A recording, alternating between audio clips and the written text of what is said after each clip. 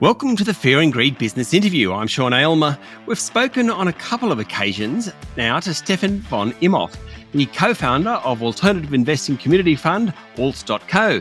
He's taken us through a few unusual asset classes, vinyl records, domain names, even a guide to investing in art, from emerging artists to buying a tiny portion of a household name. Today, it's all about investing in music. Of course, it all goes without saying that this is general information only. You should always seek professional advice before making investment decisions.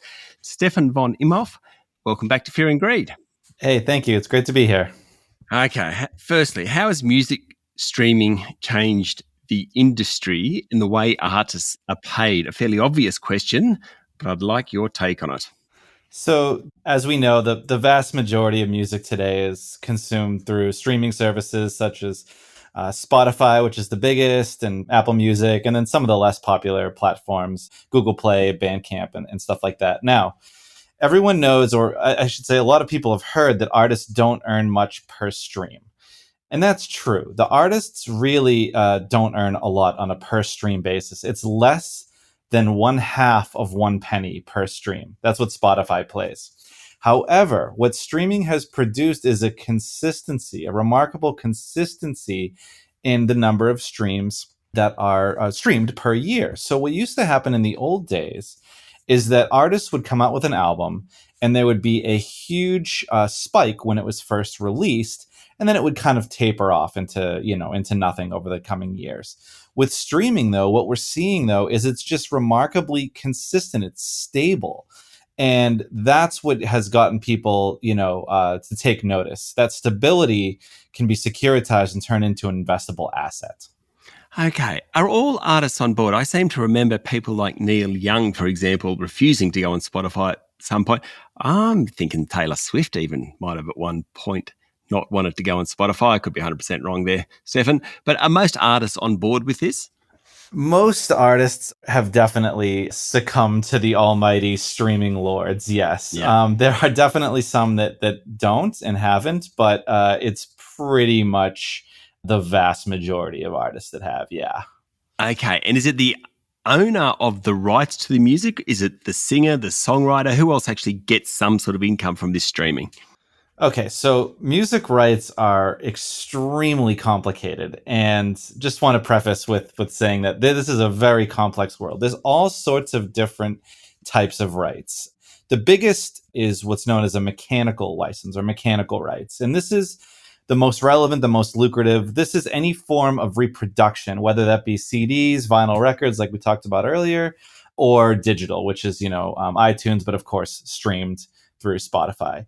Mechanical royalties are basically where most of the streaming money is made. Now, those royalties can be split in all sorts of different ways. Sometimes the record label gets the lion's share. Sometimes the artist gets all of it. There's all sorts of different situations. But mechanical rights are kind of the name of the game here. Okay, now before we get into how investors can get involved, we have to take a little historical lesson involving David Bowie. And I kind of remember this, but what's David Bowie got to do with all this? David Bowie, aside from being a rock god, was... Sorry, Stefan, I agree. David Bowie, I think, is my all-time favourite individual artist.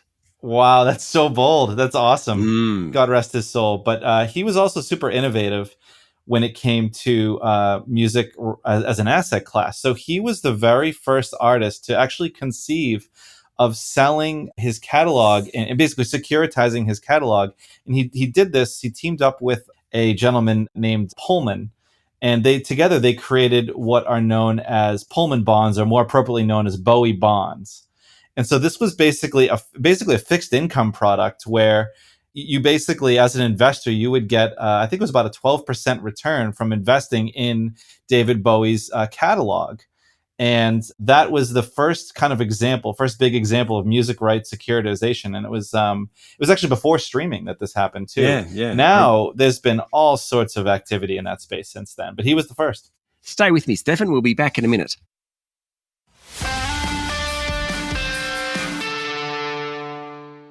My guest this morning is Stefan von Imhoff, co-founder of alternative investing community fund, Alts.co.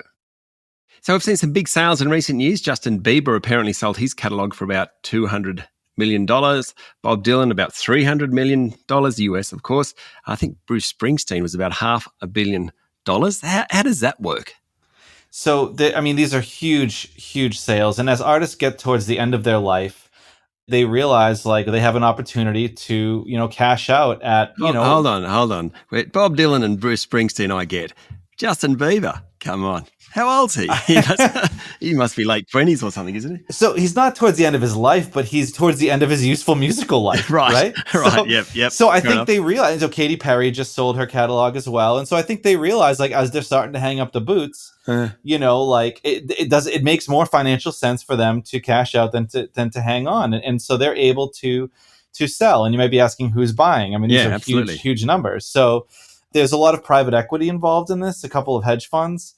But the biggest is a fund called Hypnosis. And Hypnosis was co-founded by Nile Rodgers from Chic. And so this is the biggest music rights investment fund in the world. And so they've bought hundreds upon hundreds of artists and thousands of tracks. And they kind of were the first to realize what a lucrative opportunity this can be. And they're the biggest buyer by far. So is that a group that someone can invest in Hypnosis Songs Fund? Yeah, you can invest in Hypnosis as a regular everyday investor. Absolutely. I mean, they've got a whole bunch they've got Hypnosis Songs Management. They've got a Hypnosis Songs Fund. So, I mean, there's all sorts of ways you can invest in them. But now what's happening, which is really interesting, is that there's all these new platforms coming up, which have taken the securitization a step further. And so these platforms are now allowing basically anybody, not just accredited investors or not just sophisticated investors, but anybody with, $100 to invest in songs that they like, which is a really cool and fairly recent development. Okay. So just before we leave Hypnosis, so the idea is that they've got the rights to thousands of songs. They're confident that people will keep using Spotify or whatever, and there will be a stream of money there. So I invest in Hypnosis knowing they own the song and they'll get half a penny every time it's played. So there's your income. So that's kind of right, what I'm saying there? That's basically right. But then you're also betting on your ability to resell that securitized asset in the future. So you're basically betting on an artist, right? You're betting that this person is not just relevant today, but they will stand the test of time. Now, that's a lot easier to do with bands that, like Springsteen, for example, or Pink Floyd's trying to sell their catalog right now. And, I don't want to be biased, but I believe the Pink Floyd will continue to be relevant 28 years from now, right? What about Justin Bieber? I don't know. It's a good question. If you want to make that bet, go for it. Right. Okay. So tell me about the $100 idea, though. The idea that I've got $100, and so this is the next step in securitization. I don't totally understand that part. So what a lot of companies have started to do, I shouldn't say a lot, there's been a handful of companies that have started to use something called Regulation A in the US, which was a law passed about 7 or 8 years ago. It made it easier to securitize all sorts of different assets and let anyone invest in those assets.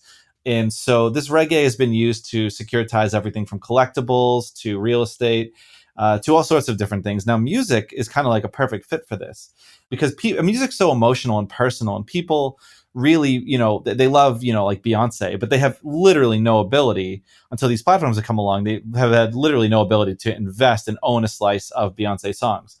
Well, now they can. And all in the past couple of years, some big names have come together in the music industry to launch a number of different platforms that allow basically anyone to invest in songs that they love. And they have some good ones on there too, which is really, really cool.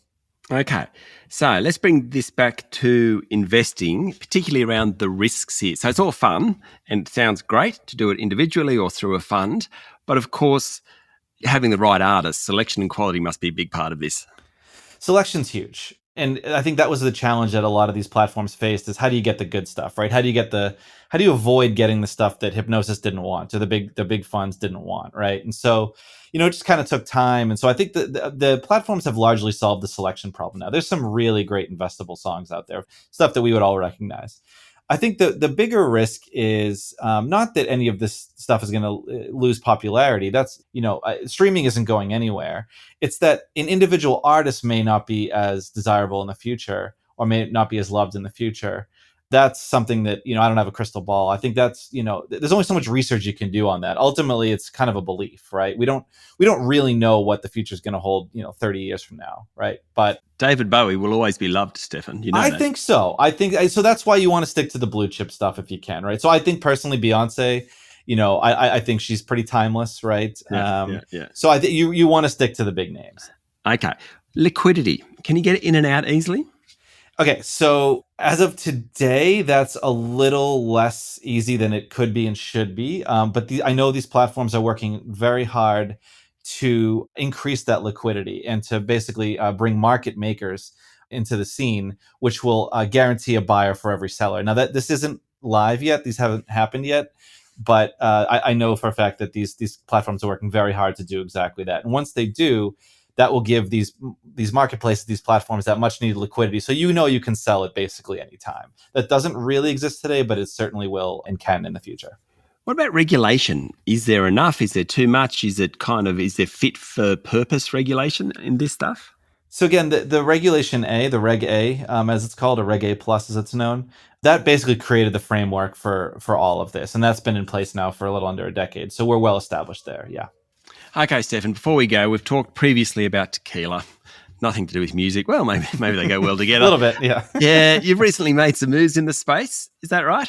Yeah, tequila is North America's fastest growing spirit, and it has so many of the same properties as wine and whiskey, but you don't have to wait as long for the maturity. You're talking about 3 to 4 years for tequila to become añejo or extra añejo, as opposed to wine, 10 years, whiskey, it can be up to 40, right? So we're big fans of tequila as an alternative investment. And so, as the world continues to develop a taste for it, and as people realize how delicious it can be, not just, the really bad Cuervo stuff we all had in uni, but, it can be really, really nice on the high end again. Some of us still has that stuff, mate. It can be quite enjoyable on the high end. It took me a while to realize that, but yeah, I think the numbers don't lie. This is a great spirit to consider investing in. And our fund has invested in a couple of barrels in Tequila, Mexico, the city of Tequila, Mexico. Fantastic. Stefan, thank you for talking to Fear and Greed. Always great to be here. Thank you. That was Stefan von Imhoff, co-founder of alternative investing community fund, alts.co. That's ALTS.co, CO. This is the Fear and Greed business interview. Remember, this information is general in nature and you should seek professional advice before making any investment decisions. Join us every morning for the full episode of Fear and Greed, Australia's best business podcast. I'm Sean Aylmer. Have a great day.